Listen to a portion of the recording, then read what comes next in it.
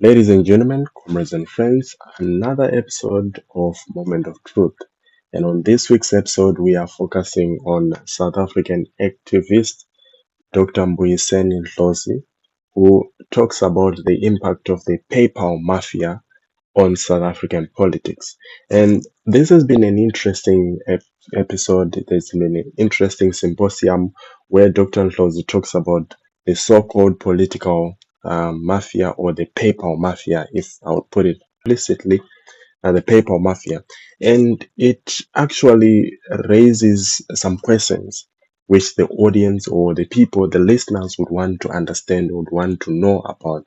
And the first question which will come to somebody's mind is, who are the PayPal mafia? Well, the PayPal mafia includes the likes of Elon Musk, Peter Thiel, Rielof Botha, and David Sachs, who all originators or who all have roots to South Africa. And there's been a considered attack on South Africa lately from these people in regards to the land question of South Africa. And this is what Dr. Ndlozi talks about.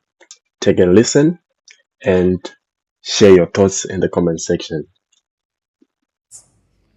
And that's why I'm saying, what is this panic all the time when, the white people say, we're leaving. And then all of you, no, we are not trying to drive you to the sea. That's a wrong premise for a conversation. Anyone who is scared of equality in South Africa is welcome to go. We're busy with equality here. Professor, I think the PayPal mafia and their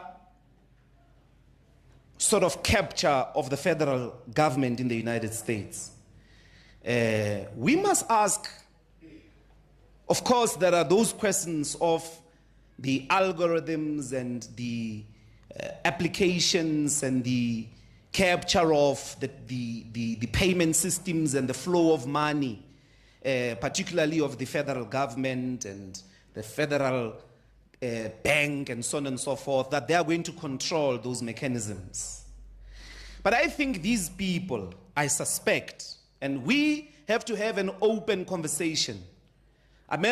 Americans, South Africans in America, African Americans, this PayPal mafia is about 4 South African white men who are in the United States, who went there in their teens or so.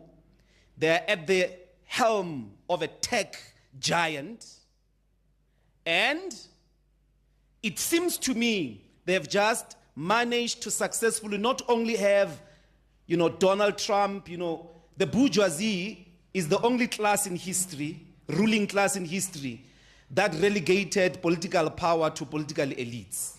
But within imperialism, Cecil John Rhodes and all of them, within imperialism, they could see the limits of the nation state, and they were able to invent forms of administrative control, political administrative control in service of expansion for expansion's sake. But here they are not only like, like they've captured Donald Trump. They are with him in government. They're presiding over department. But I think they've got some unresolved grudge that they have with their native country. I think they are possibly people who have a bone or a score to settle with the fact that white people lost the political power in South Africa.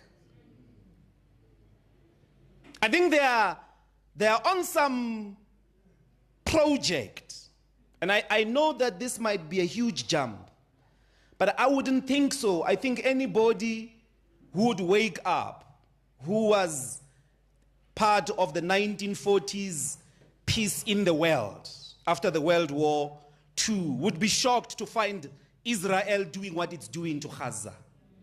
And here is the possibility. We are very disposable to the imperialist forces. If the PayPal mafia could truly settle that grudge, they are not satisfied with the fact that there is a black government in South Africa. If they could truly have the means to settle that grudge, we might become a Gaza. And nobody would care. The Chinese won't give us arms. They didn't give Palestinians arms. The Russians won't send some army. They didn't do that to Palestine. Nobody gave Palestinians physical military defense. We were just all praying for them whilst they were being massacred. Now, if they could do that to Palestinians, the ridiculousness of that particular extermination event, that turning of Gaza into an inhabitable space, what makes you think is not possible here? Because I think that is my suspicion with this PayPal mafia. Check their attitude to Palestine, check their attitude to South Africa, to Africa. We are disposable. We are a very disposable people. Incidentally, Prof, the optic cables are coexisting with the Atlantic graves of the slaves. The very facilitation of digital connectivity in the world, because majority of them actually originate from that part of the world. Coincidentally, there's something of a powerful imagery to think about there.